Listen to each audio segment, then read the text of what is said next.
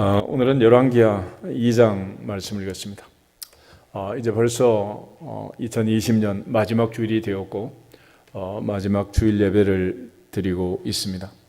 한 해를 마무리하고 또 새해를 준비하면서 우리가 하나님 앞에 한 해를 결산하고 또 새해를 준비하는 이 과정에서 맡은 자에게 구할 것은 충성이라고 하셨는데 과연 하나님 앞에 우리가 얼마나 충성했는지, 또 하나님 앞에서, 사람 앞에서가 아니라 하나님 앞에서 충성하라고 했는데 하나님이 보실 때 5달란트, 2달란트 받은 자처럼 충성했는지 다시 한번 우리 자신을 돌아보면서 한 해를 마무리하고 새해를 준비하는 복된 시간이 되기를 주님의 이름으로 축복합니다.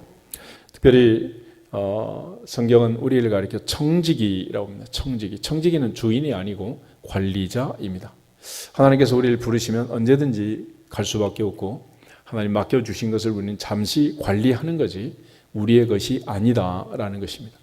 물질도 우리의 것이 아니고 자녀도 우리의 자녀가 아니고 우리에 있는 모든 것은 심지어 너는 내 것이라 말씀하신 하나님의 음성을 우리가 들어보면 우리도 우리의 것이 아니라니, 내게 있는 모든 것은 하나님이 주신 것이고 하나님의 것이고 하나님이 달라 하면 언제든지 돌려드려야 하는 하나님이 우리에게 맡겨주신 것이다 라는 사실을 기억하고 선한 청지기답게 하나님 앞에 항상 주신 책임 사명 잘 감당할 수 있기를 주의 이름으로 축복합니다.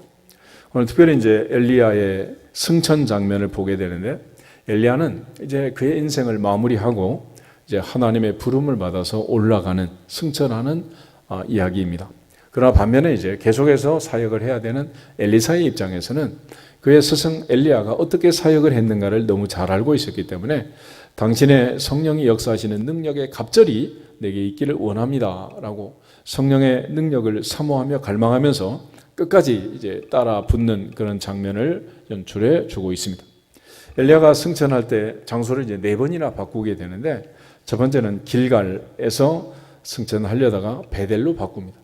다시 베델에서 여리고로 바꾸고 여리고에서 요단으로 바꾸어서 요단에서 이제 승천하게 되는 그런 과정을 거치게 됩니다.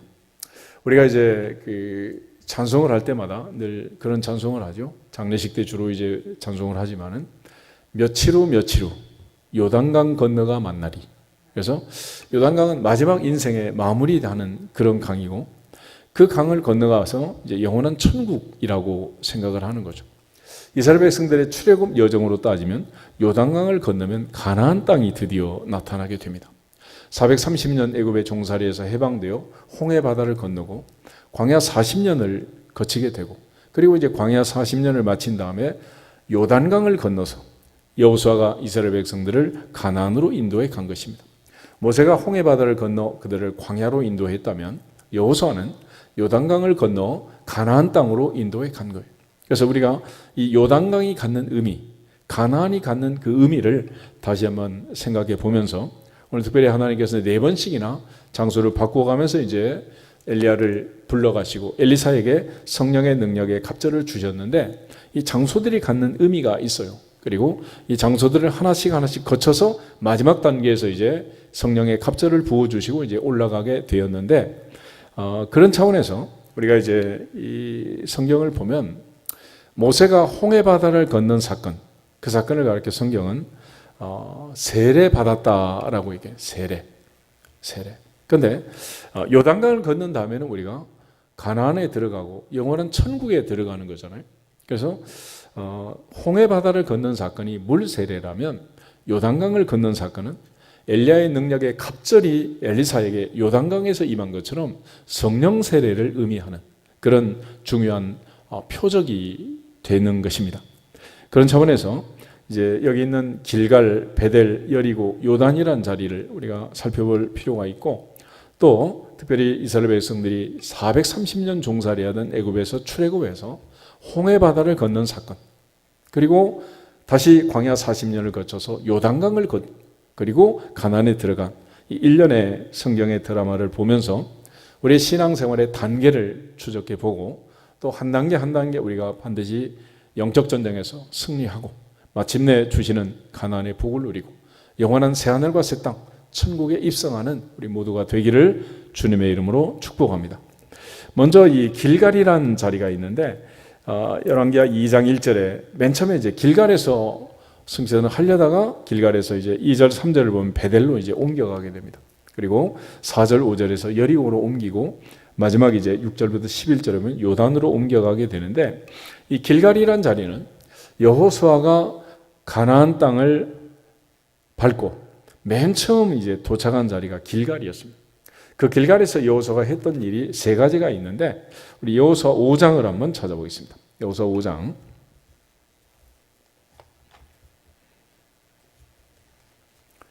여호수아 5장에 보면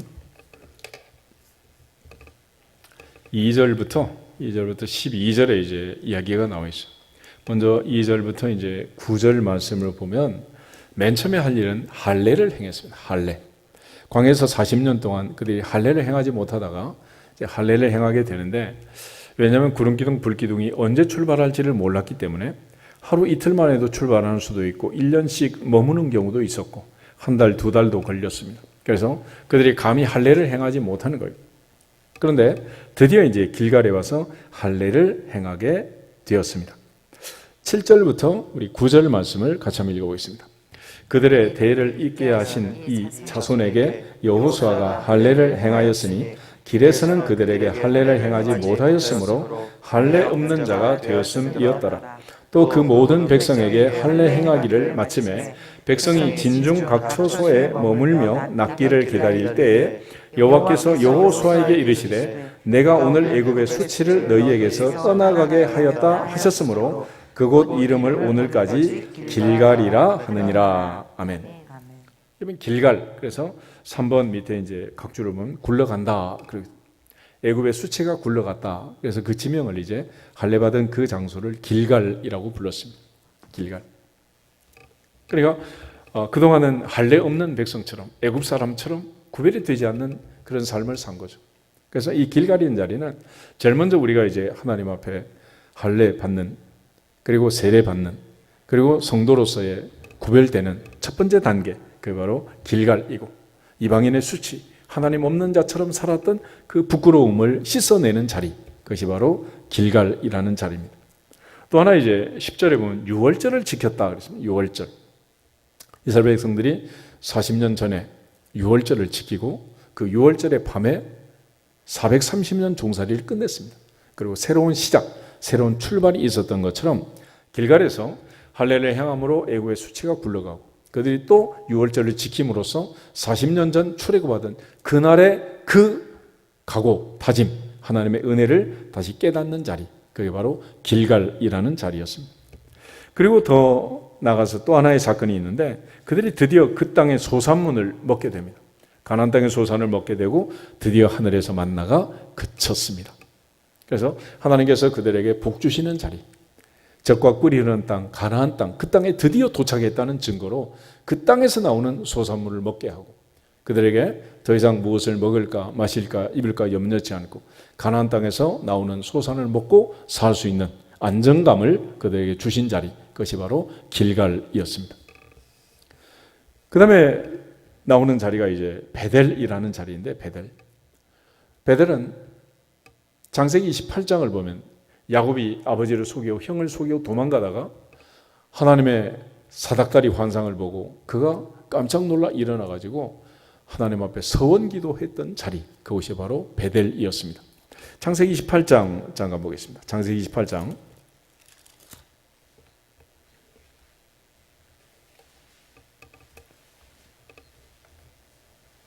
18절부터 22절 말씀 가지겠습니다. 야곱이 아침에 일찍이 일어나 베개로 삼았던 돌을 가져다가 기둥으로 세우고 그 위에 기름을 붓고 그곳 이름을 베델이라 하였더라. 이 성의 옛 이름은 루스더라. 야곱이 서원하여 이르되 하나님이 나와 함께 계셔서 내가 가는 이 길에서 나를 지키시고 먹을 떡과 입을 옷을 주시어 내가 평안히 아버지 집으로 돌아가게 하시오면 여호와께서 나의 하나님이 되실 것이요 내가 기둥으로 세운 이 돌이 하나님의 집이 될 것이요 하나님께서 내게 주신 모든 것에서 10분의 1을 내가 반드시 하나님께 드리겠나이다 하였더라. 아멘. 야곱이 돌베개하고 꿈을 꾸고 환상을 보고 하나님께 서원했던 자리, 그곳을 베델이라고 했습니다. 19절에 베델이라고 했는데 베델 1번 밑에 보면 하나님의 집, 하나님의 집, 하나님의 집. 거기서 그가 드디어 서원을 하게 됩니다. 내 집은 만민이 기도하는 집이다. 선지 예사를 통해서 말씀하신 것처럼 야곱이 그 베델에서 맨 처음 한 일은 하나님께 서원 기도를 했는데 그가 세 가지를 요구했고 세 가지를 약속하게 됩니다. 첫째는 하나님이 나와 함께 계셔서 내가 가는 이 길에서 나를 지켜주십시오. 두 번째는 먹을 양식, 입을 옷을 주시고 의식주 문제 해결하십시오. 세 번째는 내가 아버지의 집으로 평안히 귀환할 수 있도록 귀환을 보장해 주십시오. 그랬습니다. 그렇게 하면 첫째, 하나님은 나의 하나님이 되실 것이고, 두 번째, 내가 세운 이 돌은 하나님의 집이 될 것이고, 세 번째는 내가 반드시 11조 하겠습니다 라는 그런 다짐을 했던 자리, 이게 바로 베델이었습니다. 베델. 그리고 이 길갈과 베델, 이곳을 거쳐서 세 번째로 이제 여리고라는 곳으로 가게 됩니다.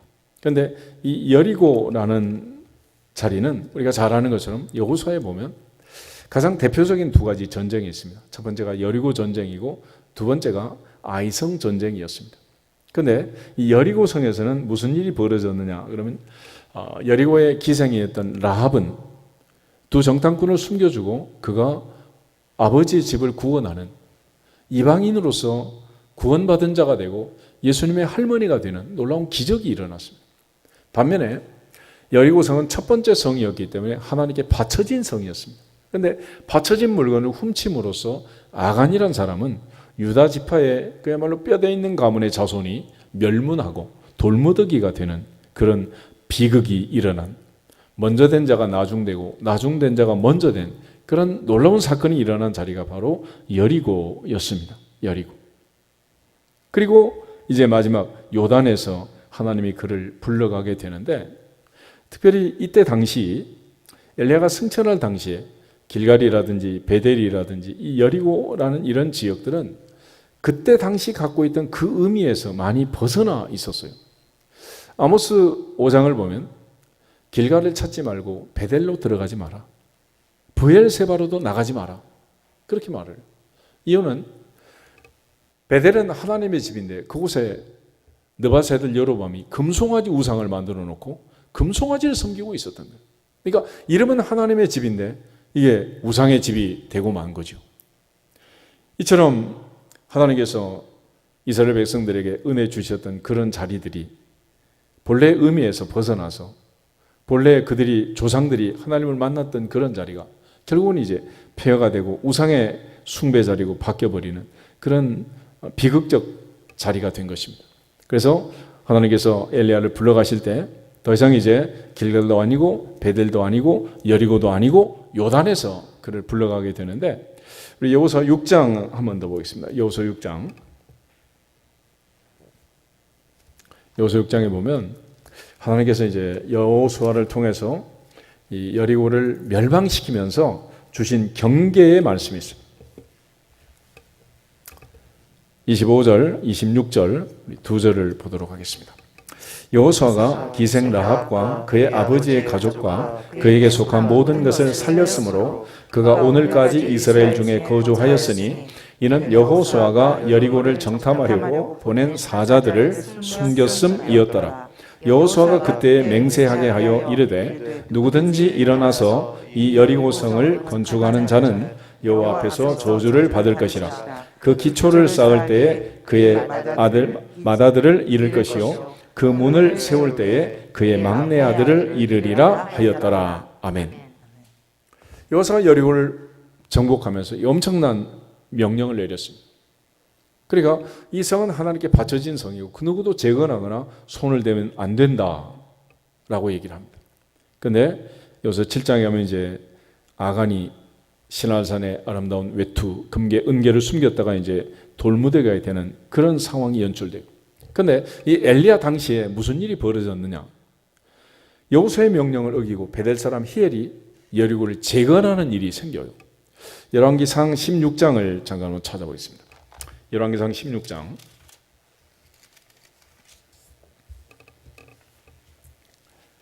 아합 왕의 시대. 선지자 엘리야가 사역하던 그때였는데 30절부터 우리 34절을 한번 읽어보겠습니다. 오므리의 아들 아합이 그의 이전의 모든 사람보다 여호와 보시기에 악을 더욱 행하여 느바세 아들 여로보암의 죄를 따라 행하는 것을 오히려 가볍게 여기며 시돈 사람의 왕 엣발의 딸 이세벨을 아내로 삼고 가서 바알을 섬겨 예배하고 사마리아에 건축한 바알의 신전 안에 바알을 위하여 제단을 쌓으며 또 아세라 상을 만들었으니 그는 그 이전에 이스라엘의 모든 왕보다 심히 이스라엘 하나님 여호와를 노하시게 하였더라. 그 시대에 베델 사람 히엘이 여리고를 건축하였는데 그가 그 터를 쌓을 때에 맏아들 아비람을 잃었고 그 성문을 세울 때에 막내 아들 수굽을 잃었으니 여호와께서 눈의 아들 여호수아를 통하여 하신 말씀과 같이 되었더라. 아멘. 아합 왕의 시대, 왕과 왕비도 가장 악한 왕과 왕비였고 당시의 백성들도 감히 여호수아의 명령을 어기지 못했는데 드디어 베델 사람 히엘이 담력을 얻어가지고 여리고성을 재건하다가 첫째와 막내가 죽는 끔찍한 사고가 발생했습니다. 그 시대가 바로 엘리야의 시대. 그래서 이제 이 사건이 있고 바로 17장에 디셉 사람 엘리야가 하나님의 부름을 받고 등장하게 됩니다.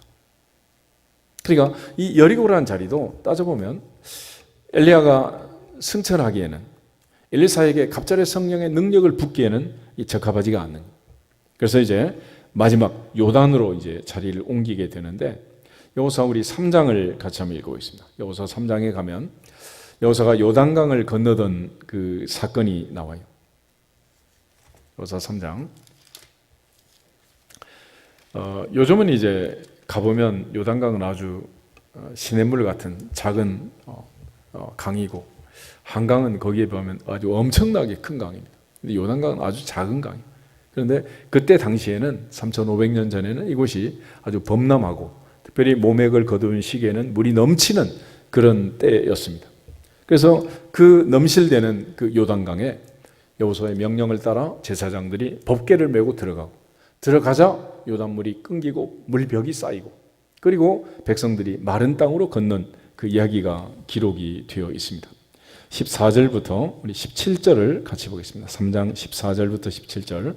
백성이 요단을 건너려고 자기들의 장막을 떠날 때에 제사장들은 언약궤를 메고 백성 앞에서 나아가니라. 요단이 곡식 거두는 시기에는 항상 언덕에 넘치리라. 궤를 맨 자들이 요단에 이르며 궤를 맨 제사장들의 발이 물가에 잠기자 곧 위에서부터 흘러내리던 물이 그쳐서 사르단에 가까운 매우 멀리 있는 아담 성읍 변두리에 일어나 한 곳에 쌓이고 아라바의 바다 여매로 향하여 흘러가는 물은 온전히 끊어지매 백성이 여리고 앞으로 바로 건널새 여호와의 언약궤를 맨 제사장들은 요단 가운데 마른 땅에 굳게 섰고 그 모든 백성이 요단을 건너기를 마칠 때까지 모든 이스라엘은 그 마른 땅으로 건너갔더라. 아멘. 모세가 홍해를 건너 이스라엘을 광야로 인도했다면 여호수아는 요단강을 건너 약속의 땅, 젖과 꿀이 흐르는 가나안 땅, 아브라함과 이삭과 야곱에게 맹세하신 가나안 땅으로 인도해 들어간 것입니다. 그래서 이 홍해바다의 사건과 요단강의 사건을 성경이 비유해서 해석을 하는데 고린도전서 10장을 먼저 보겠습니다. 고린도전서 10장. 고린도전서 10장을 보면 모세가 홍해바다를 건넌 사건을 사도 바울은 세례에다 비유를 하고 있어요. 세례. 그 중에 10장 1절부터 우리 4절을 보도록 하겠습니다. 형제들아 나는 너희가 알지 못하기를 원하지 아니하노니 우리 조상들이 다 구름 아래 있고 바다 가운데로 지나며 모세에게 속하여 다 구름과 바다에서 세례를 받고 다 같은 신령한 음식을 먹으며 다 같은 신령한 음료를 마셨으니 이는 그들을 따르는 신령한 반석으로부터 마셨음에 그 반석은 곧 그리스도시라. 아멘. 그래서 모세가 홍해바다를 건넌 사건을 물세례에다 비유를 합니다. 그런데 오늘 이제 열왕기하 2장에 와서 엘리야가 승천하면서 바로 이 요단에서 놀라운 일이 벌어지게 된 거예요. 그것이 바로 엘리야의 겉옷을 떨어뜨리고 엘리사가 그것을 붙들고 성령의 능력의 갑절을 받는, 성령 세례를 받는 그 자리가 바로 요단이었습니다. 요단. 그러니까 우리가 하나님 앞에서 모세는 430년 종살이를 끝내고 물 세례를 받고 광야로 인도했다면, 여호수아는 새로운 세대를 이끌고 요단강을 건너 적과 뿌리는 약속의 땅 가나안으로 인도해 간 겁니다. 그러므로 이스라엘 백성들이 살았던 이 여정하고 예수님의 제자들의 사역을 비교해 보면, 제자들은 예수님과 함께 있을 때 그들이 물 세례를 받고 그들이 주님과 함께 동행했습니다. 그런데도 불구하고 주님은 제자들에게 성령 세례를 약속했고 성령의 능력과 성령의 권능을 입어야 된다고 말했고 오순절을 통과하면서 사도행전의 역사가 일어나게 된 거예요.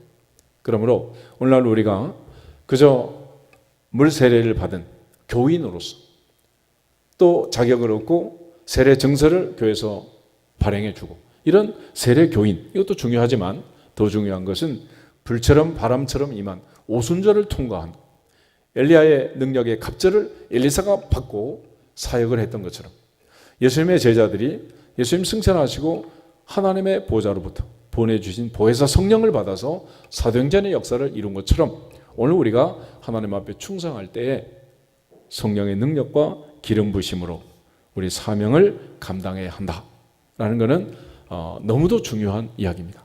그런 차원에서 오늘 제목은 성령의 능력으로 사명을 감당하자인데, 하나님 앞에서 이 엘리야의 승전을 통해서 다시 한번 강조하시는, 엘리야처럼 능력 있는 사역을 하려면 성령의 갑절을 받아야 하느니라, 예수님처럼 능력 사역을 하려면 제자들처럼 오순절을 통과해야 하느니라.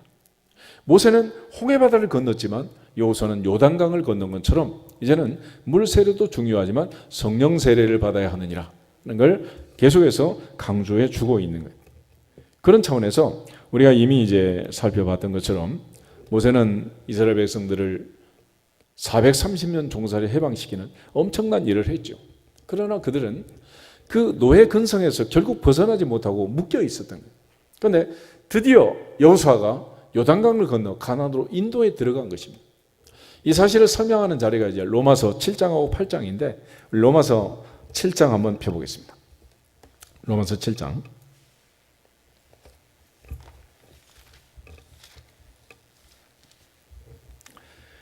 사도 바울은 끝없는 갈등과 고민 속에서 그가 고백을 하는 이야기가 나옵니다. 그 중에 18절부터 우리 24절까지 한번 읽어보겠습니다. 내 속 곧 내 육신에 선한 것이 거하지 아니하는 줄을 아노니 원함은 내게 있으나 선을 행하는 것은 없노라. 내가 원하는 바 선은 행하지 아니하고 도리어 원하지 아니하는 바 악을 행하는도다. 내가 만일 원하지 아니하는 그것을 하면 이를 행하는 자는 내가 아니요 내 속에 거하는 죄인이라. 그러므로 내가 한 법을 깨달았노니 곧 선을 행하기 원하는 나에게 악이 함께 있는 것이로다. 내 속사람으로는 하나님의 법을 즐거워하되 내 지체 속에서 한 다른 법이 내 마음의 법과 싸워 내 지체 속에 있는 죄의 법으로 나를 사로잡는 것을 보는도다. 오호라, 나는 곤고한 사람이로다. 이 사망의 몸에서 누가 나를 건져내랴. 이 장면은 끝없는 탄식, 해결할 수 없는 영원한 숙제. 도대체 이걸 어떻게 해결해야 되느냐? 이게 이제 바울의 고민이었습니다. 그런데 바울이 이걸 멋지게 이제 해석하고 넘어가게 되는데 25절부터 8장 2절까지를 먼저 한번 보겠습니다.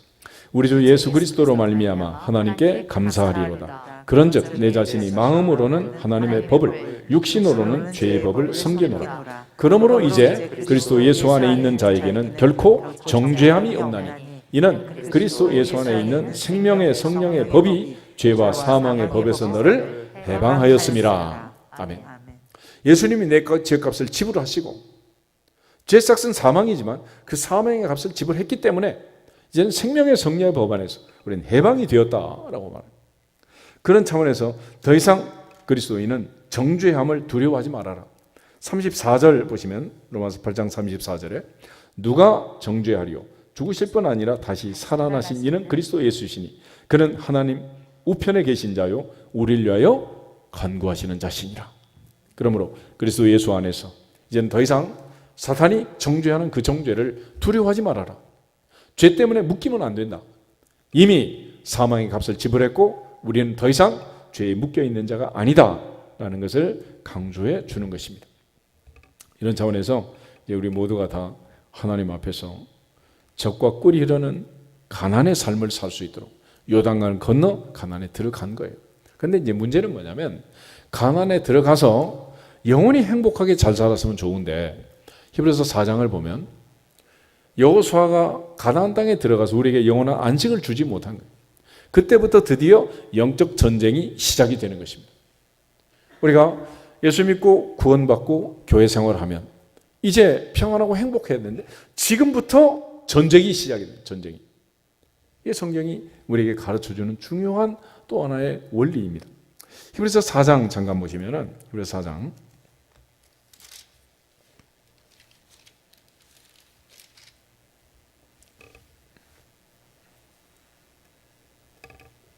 8절, 9절, 10절, 3절을 한번 읽어보겠습니다. 만일 여호수아가 그들에게 안식을 주었더라면 그 후에 다른 날을 말씀하지 아니하셨으리라. 그런즉 안식할 때가 하나님의 백성에게 남아있도다. 이미 그의 안식에 들어간 자는 하나님이 자기 일을 쉬심과 같이 그도 자기의 일을 쉬느니라. 아멘. 다시 말하면 가나안은 영원한 천국을 상징하는 상징성을 가지고 있는. 그런데 가나안에 들어가서 만약에 안식을 했다면 다른 안식을 얘기하지 않았겠지만 하나님은 영원한 안식을 얘기했다. 그래서 11절에 그러므로 우리가 저 안식에 들어가기를 힘쓸지니 이는 누구든지 저 순종하지 아니하는 분에 빠지지 않게 하려 함이라. 그러니까 여호수아 갈렙처럼 순종함으로 가나안에 들어간 것처럼 우리는 하나님 앞에 영원히 순종하면서 영원한 천국, 영원한 안식, 새하늘과 새 땅을 바라보고 살아야 한다라는 것을 강조해 주고 있는 것입니다. 그러므로 이제 가나안 땅에 들어가서 이스라엘 백성들이 영적 전쟁을 하는 것처럼 우리가 예수 믿고 죄와 사망에서 구원받아 하나님의 자녀가 되어 신앙생활하는 이 인생길이 전쟁이라는 거예요. 전쟁. 우리는 지금 영적 전쟁을 하고 있다. 그래서 올해도 전쟁을 했고 내년에도 전쟁을 할 것이고 우리가 주 앞에 가는 날까지 영적 전쟁은 계속된다. 그런데 우리가 전쟁을 할 때 그러면 어떻게 전쟁을 하느냐? 어떻게 우리가 전쟁을 이길 수 있느냐? 예수님께서 하셨던 것처럼 또 분부하신 것처럼 모세와 여호수아, 엘리야와 엘리사, 예수님과 제자들이 했던 것처럼 이는 힘으로도 아니 되고 능력으로도 아니 되고 오직 성령으로 되느니라. 오직 성령의 능력으로 된다.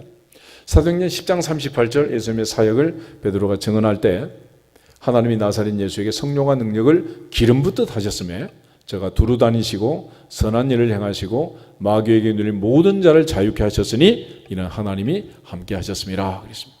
그러니까 오직 성령의 능력과 기름 부심으로 능력 사역을 해야 하나님의 주신 사명을 감당할 수가 있다. 그래서 예수님께서 승천하기 전에 제자들에게 예루살렘을 떠나지 말아라. 위로부터 능력이 입혀올 때까지 기다려라.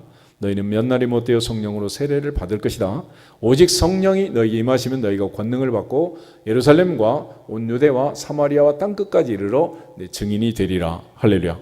성령 충만을 요구했고 성령 받으라고 얘기했고 그래서 베드로와 12사도가 오순절에 오기까지 오로지 식음을 전폐하고 오로지 기도에 힘쓰므로써 불처럼 바람 같은 놀라운 성령의 역사를 받고 성령의 충만을 받고 성령의 기름심 받고 드디어 성령 사역을 시작한 거예요. 그런데 이제 우리가 성령 충만이라는 의미를 그동안 계속 살펴봤었잖아요. 두 가지 면에서 충만해야 된다. 이제는 외적인 능력도 중요하지만 내적 성숙, 성화, 성품의 변화가 있어야 되고 성품의 변화로 성령의 열매 맺는 그리스도 예수의 마음을 품는 온유하고 겸손한 그리스도인으로 살아가야 되지만 성품만 변화한다고 또 되는 것도 아니라는 거예요. 나사렛 예수 그리스도의 이름으로 안전병을 일으킨 베드로처럼 기적적인 성령의 능력 사역을 해야 된다. 그래서 베드로처럼 사도 바울도 이제 고린도에서부터는 사람의 말과 지혜의 아름다운 것을 하지 않고 오직 성령의 나타남과 능력으로 하겠다. 그렇게 이제 강조를 한 거예요. 그래서 많은 사람들이 이제 이 부분에서 혼동이 많이 일어났는데 우리가 성령 충만이라고 얘기할 때 사도행전의 성령 충만과 사도 바울이 쓴 바울 서신의 성령 충만은 의미가 다른 거예요. 그러니까 예수님이 분부한 대로 사도행전의 성령 충만은 위로부터 임하시는 성령, 성령이 임하심으로 나타난 성령의 능력을 얘기하는 거고, 사도 바울이 이미 세운 교회, 그 교회 성도들에게 보낸 편지를 보면 이제는 성령의 능력도 중요하지만 성품의 변화, 내적 변화, 성령의 열매, 이것들을 이제 강조해 주고 있습니다. 그런 차원에서 사도행전 2장을 한번 보겠습니다. 사도행전 2장 먼저 1절부터 4절, 사도행전 2장 1절에서 4절만 같이 보겠습니다.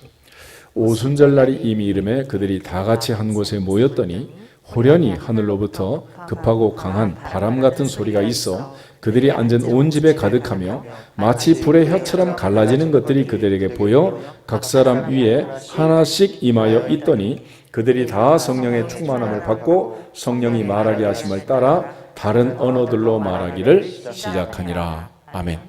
여기서 말하는 성령의 충만은 외적인 증거로 방언이 나타났고 불의 혀처럼 하나님께서 그들의 혀의 역사에서 방언이 터졌다.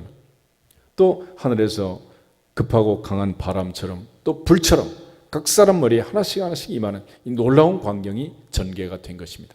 이건 환상도 아니고 이거는 꿈도 아니에요. 이건 현실. 이것이 팩트입니다. 팩트. 그런데 사도행전에서 말하는 이 성령 충만과 달리 에베소서 5장을 한번 보겠습니다. 에베소서 5장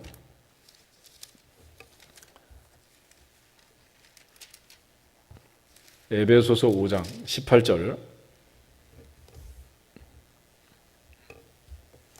18절부터 21절 계속해서 보겠습니다.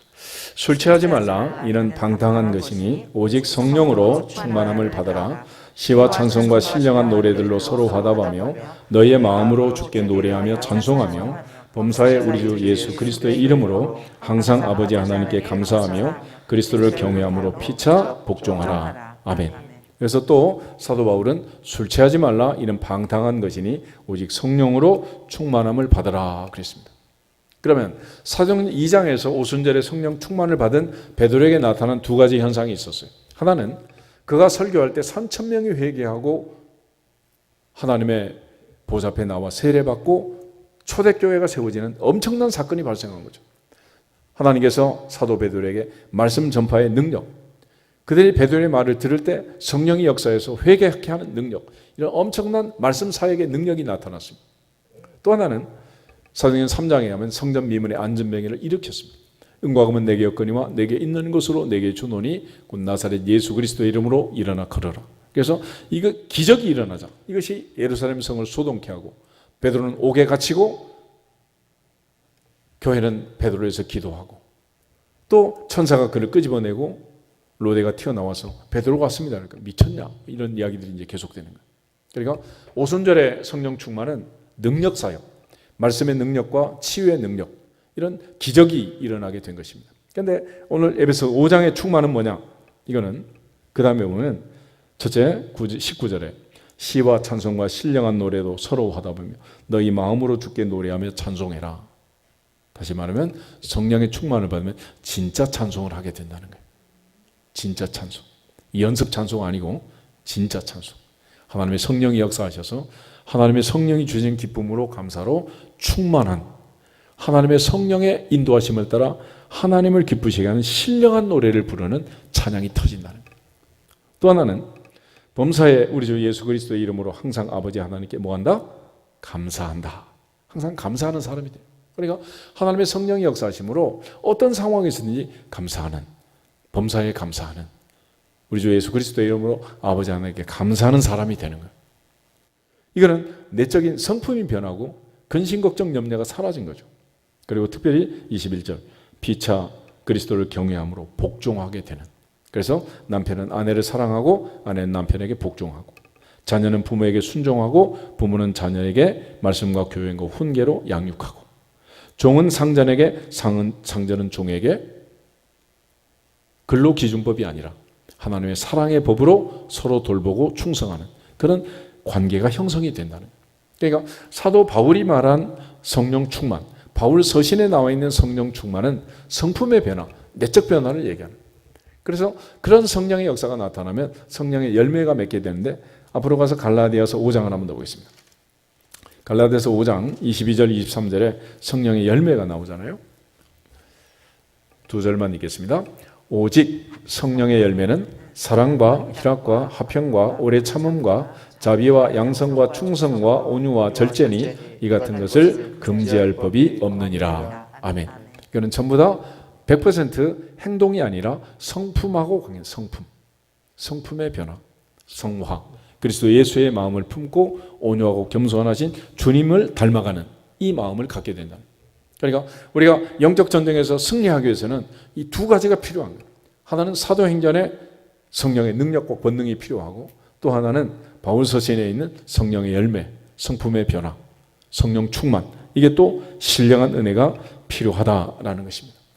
그러니까 우리가 그리스도인이라고 하면 한편으로는 예수 그리스도의 마음을 품은 온유하고 겸손한 그리스도를 담는 그런 성품의 변화가 있어야 되고, 또 한편은 주님처럼, 제자들처럼 예수 그리스도의 이름으로 선포해서 아프면 고치고 죽으면 살리고 문제가 있으면 해결하고 요단강이 나타나면 건너가고 홍해 바다를 가르고 인생의 문제를 해결하는 그런 능력도 있어야 되고, 반면에 성품의 변화도 있어야 한다. 그래서 이 두 가지를 가지고 사역을 하는 거예요.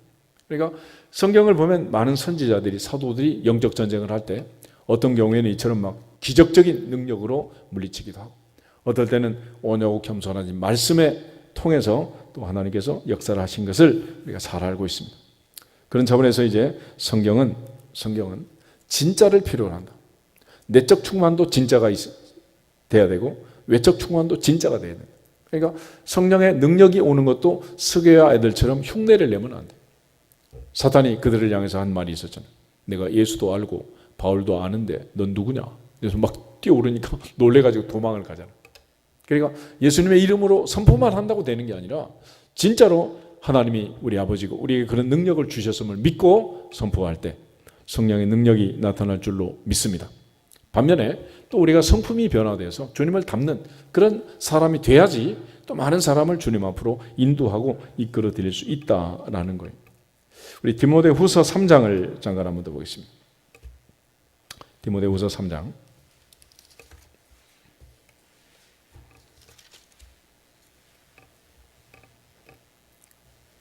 말세의 징조를 설명하는 부분입니다. 말세가 되면 어떤 일이 벌어질 것인가 라는 걸 강조하는데, 그중에 1절부터 5절 말씀 같이 한번 읽어보겠습니다. 너는 이것을 알라. 말세에 고통하는 때가 이르러 사람들이 자기를 사랑하며 돈을 사랑하며 자랑하며 교만하며 비방하며 부모를 거역하며 감사하지 아니하며 거룩하지 아니하며 무정하며 원통함을 풀지 아니하며 모함하며 절제하지 못하며 사나우며 선한 것을 좋아하지 아니하며 배신하며 조급하며 자만하며 쾌락 사랑하기를 하나님 사랑하는 것보다 더하며 5절 경건의 모양은 있으나 경건의 능력은 부인하니 이 같은 자들에게서 내가 돌아서라. 아멘. 그러니까 외형적으로만 외식하는 서기관과 바리새인들을 주님 책망하셨던 것처럼 이제는 경건은 모양이 아니라 능력이다. 경건은 모양이 아니라 능력이다. 경건은 모양에서 나오는 게 아니라 능력에서 나온다라고 강조해 주고 있습니다. 그러면 엘리사가 오늘 당신의 성령이 하시는 역사가 갑절이나 내게 있게 하소서라고 끝까지 따라붙으며 마지막 겉옷을 물려받고 그가 그 겉옷으로 요단강을 치고 요단강이 다시 갈라지는 이런 놀라운 역사를 체험했던 이 요단강의 역사가 우리에게 있기를 주 이름으로 축복합니다. 그 성령의 세례, 성령의 충만, 오순절에 불처럼 바람처럼 임한 성령의 능력이 아니고는 영적 전쟁을 치르고 우리가 충성하기는 참 어려운 때를 지금 맞이하고 있습니다.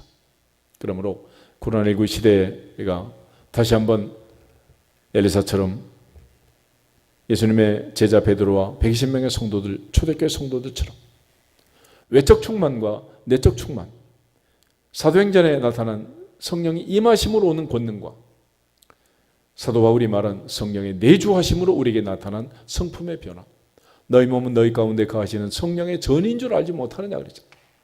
하나는 우리 안에 계신, 하나는 위에서 임하신 이 성령의 능력과 성령의 내주, 임재와 내주, 이로 인해서 나타난 충만이 동시에 균형과 조화를 이루어야 승리할 수 있다는 것입니다. 그러면 이런 충만을 위해서 우리가 필요한 네 가지 중요한 단계가 있는데, 첫 번째는 뭐냐면 마음의 상처를 치유해야 돼요. 상처 치유. 특별히 히브리서 12장을 보면 그게 우리 안에 상처와 쓴뿌리를 제거해야 된다 그래요. 상처와 쓴뿌리. 다시 말하면 상한 감정들. 우리가 이제 요즘 코로나 시대를 맞이하면서 특별히 그걸 너무도 절감하고 있는데, 한 사람이 감염되었다. 그 사람을 만나면 나도 어떻게 된다? 100% 감염되는 거예요. 그래서 마스크를 써라.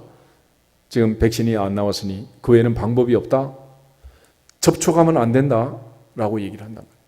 그러니까 우리가 사람이라는 것은 단순히 비말로 인해서 균을 주고받는 것도 있지만, 영적으로도 기뻐하는 사람을 만나면 기뻐하게 되고, 슬퍼하는 사람을 만나면 슬퍼하게 된다.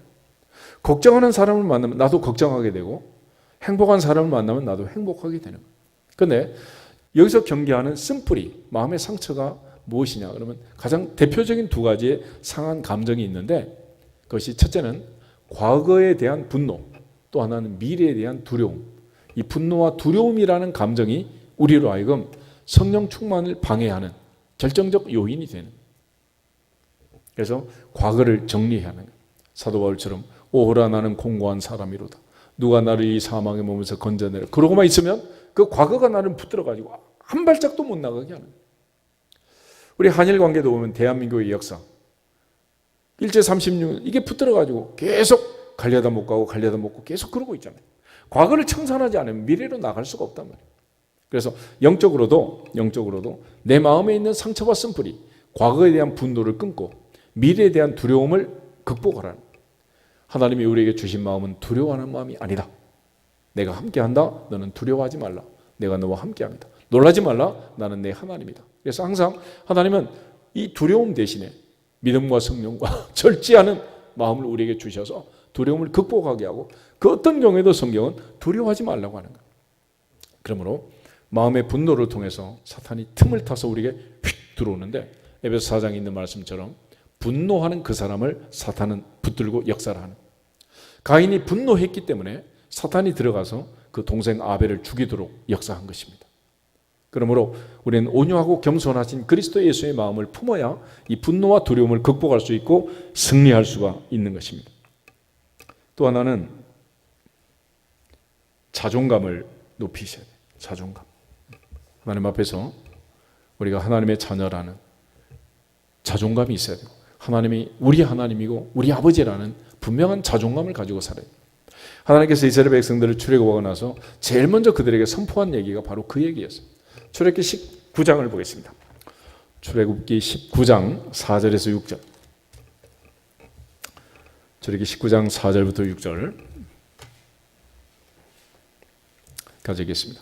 내가 애굽 사람에게 어떻게 행하였음과 내가 어떻게 독수리 날개로 너희를 업어 내게로 인도하였음을 너희가 보았느니라. 세계가 다 내게 속하였나니 너희가 내 말을 잘 듣고 내 언약을 지키면 너희는 모든 민족 중에서 내 소유가 되겠고 너희가 내게 대하여 제사장 나라가 되며 거룩한 백성이 되리라. 너는 이 말을 이스라엘 자손에게 전할지니라. 아멘. 이 말을 꼭 이스라엘 자손에게 전해라. 너희는 모든 민족 중에서 내가 택한 나의 소유다. 너희는 제사장의 나라고 거룩한 백성이다. 베드로전서 2장 9절 10절에서 다시 이방인인 우리를 향하여 너희는 왕같은 제사장이다. 거룩한 나라다. 택하신 족속이다. 하나님이 아버지고 하나님이 우리 하나님이다. 라는 걸 강조해 주는 거예요. 그러므로 무슨 일을 하든지 우리가 이 아버지의 자녀의 권세를 가진 자존감이 높은 사람이 되면 모든 분야에서 성공할 수가 있지만, 자존감이 낮으면은 참 어려운, 극복하기 힘든 그런 상황에 처하는. 특별히 제3세계 같은 데 가면 사람들이 자존감은 낮은 대신에 자존심은 굉장히 강합니다. 그래서 우리가 선교제 가서 뭐 나눠주고 하지만은 그것도 조심스러운 거예요. 그래서 그 사람들이 자존감이 낮은 데는 자존심이 높기 때문에 이 자존심을 건드리면 안 돼요. 선교가 다 망치게 됩니다. 반면에 우리는 누가 뭐라 그러든지 그거 가지고 자존심이 상하면 안 돼요. 그런데 겨울에 어떤 아이가 빵꾸난 양말을 신고 나면 네 양말 빵꾸 났다 그러면 그러거나 말았거나 사줄 거예요? 이러면서 뛰어다닌단 말이야. 왜냐? 자기 집에 양말이 너무 많거든. 근데 만약에 없는 애가 빵꾸난 구멍을 씻고 다니는데 네 양말 빵꾸 났다 그러면 어떻게 되겠어? 얘는 양말에 뻥꾸가 아니라 가슴에 뻥 구멍이 뚫리는 거예요. 그러니까 상처가 있는 사람들, 내적으로 치유가 안 된 사람들, 자존감이 낮은 사람들, 이런 사람들에게는 하나님의 역사가 나타나기 힘들어. 그러니까 우리 모두가 다 하나님 앞에서 하나님이 아버지라는 사실을 알고 다윗처럼 살면 되는 거예요. 모든 게 다 부족해도 여호와는 나의 목자시니 내게 부족함이 없으리로다. 부족함이 없으리로다. 할렐루야. 그렇게 살아야 되는 거예요. 그래야지 광야 세대처럼 외도 없고 수박도 없고 부추도 없고 먹을 것도 없고 없고만 따지면 이거 어떻게 되겠냐고. 그래서 광야 세대는 가난에 못 들어간 거예요. 하나님 앞에서 나는 아무것도 없는 자 같으나 모든 것을 가진 자로다. 사도 바울처럼 자존감이 충만하기를 주 이름으로 축복합니다. 그러니까 사람들이 있고 없고에 따라서 얼마나 이게 달라지는지 모른단 말이에요. 그러나 그거 가지고 열등감 가질 필요도 없고 있다고 해서 그걸 폼낼 이유도 없다는 거예요. 야고보서 1장을 한번 찾아보겠습니다. 야고보서 1장에 보면 2000년 전에 그 어려움과 가난 속에서 고난 속에서 살고 있던 그 흩어진 12지파에게 야고보가 편지를 하면서 있고 없고에 대하여 너무 신경 쓰지 마라 하는 얘기를 합니다. 9절부터 11절 보겠습니다. 낮은 형제는 자기의 높음을 자랑하고 부한 자는 자기의 낮아짐을 자랑할지니 이는 그가 풀의 꽃과 같이 지나감이라. 해가 돋고 뜨거운 바람이 불어 풀을 말리면 꽃이 떨어져 그 모양의 아름다움이 없어지나니 부한 자도 그 행하는 일에 이와 같이 쇠잔하리라. 아멘. 그러니까 하나님이 은혜를 주셔서 잠깐 많이 맡겨두셨다고 그거 가지고 교만하면 안 된다. 또 하나님께서 잠시 맡겨두지 않아서 빈궁하다고 그것 때문에 슬퍼해도 안 된다라는 걸 얘기하는 거예요. 그러니까 있고 없음과 관계없이 여호와는 나의 목자시니 내게 부족함이 없으리로다. 하박국처럼 우리의 양이 없고 양간에 송아지 없고 감람나무 무화과나무 소출이 없어도 나는 여호와로 인하여 기뻐하고 나의 구원의 하나님으로 인하여 즐거워하리로다. 할렐루야. 오늘부터는 자존감을 높이셔야 돼요. 또 하나는 하나님과 친밀감을 유지하는 거예요. 친밀감. 그래야 성령 충만이 언제나 유지가 되는 거예요. 다윗은 여호와를 항상 내 앞에 모시며 그랬습니다. 나의 힘이 되신 여호와여, 내가 주님을 사랑합니다. 예수님은 제자들에게 마지막 밤에 그런 말씀을 하셨어요. 아버지가 내 안에 내가 아버지 안에 있는 같이 너희는 내 안에 나는 너희 안에 있다. 나는 너희의 친구다 그랬습니다. 그러니까 우리가 하나님과 교제하고 대화하고 구하고 응답받는 이 과정에서도 친한 사람이에요. 친밀감을 유지해야 되는. 손자하고 아무리 친하고 싶어도 며느리가 딱 숨겨놓고 1년에 한 번, 두 번밖에 안 보여주면 손자가 할머니하고 친하겠어요? 친할 수가 없는 거죠. 그래서 하나님께서 우리가 친하기 위해서 시스템을 만든 거예요. 그게 바로 제사 제도라는 것입니다. 매일 아침 저녁 만나자. 일주일에 한 번씩 만나자. 매월 초하루에 만나자. 1년에 한 번 설날에 나팔절에도 만나자. 6월절, 오순절, 장막절, 절기 때마다 만나자. 그래서 만나자는 거예요. 그런데 세상에서는 그렇게 만나는 관계가 없어요. 일이 있을 때, 무슨 일이 있을 때 특별히 만나는 거지. 이유 없이 조건 없이 그냥 만나는 거는 철없는 애들 친구 만나듯이 아니면 패밀리 안에서 특별히 교회 공동체 안에서 만나는 거예요. 그러니까 우리가 매주 예배를 드리고 매일 새벽 예배 드리고 하는 거는 뭐예요? 뭐 특별히 문제가 있어서 그런 건 아니에요. 그냥 모이는 거지. 이것이 바로 친밀감이라는 것입니다. 그러니까 어떤 이유나 조건이 있어서 만나는 것은 그는 어떤 거래 관계가 되는 거고 아무 조건 없이 이유 없이 만나는 거예요. 올 한 해 특별히 주님 앞에 이제 한 해를 마무리하는 마지막 주일인데 내년에는 반드시 성수주일하고 모든 예배 시간 빼먹지 말고 하나님께 부지런히 나와서 하나님 만나고 눈도장 찍으면 친하게 되는 거예요. 그리고 그때는 하나님이 눈빛만 봐도 안다 모른다 다 아시고 주실 줄로 믿습니다. 이 친밀감은 친밀감. 이게 너무도 중요한 거예요. 그러니까 하나님과 늘 친밀해야지. 교회를 다닌다는데 하나님한테 친하지 못해가지고 내 기도 좀 부탁해요. 다른 사람한테 이러고 다니면 문제가 있는 거 아니겠어요? 그리고 마지막 훈련의 마지막 단계는 순종입니다. 순종. 한마디로 성경에 있는 모든 기적은 누군가의 순종의 열매다. 누군가 순종할 때 기적이 일어납니다. 모세가 순종할 때 홍해바다가 갈라지고, 여호수아가 순종할 때 요단강이 갈라지고, 너에게 무슨 말씀을 하시는지 그대로 해라. 하인들이 순종할 때 물이 포도주로 바뀐 줄로 믿습니다. 오늘 우리 모두가 하나님 앞에 한 해를 마무리하고 새해를 준비하면서 예수님께서 죽기까지 복종을 넘어 순종을 넘어 복종하신 십자가처럼 주님 앞에 순종하는 우리 모두가 되어서 하나님 앞에 성령 충만하고 칭찬받는 일꾼들이 되시기를 주님의 이름으로 축복합니다.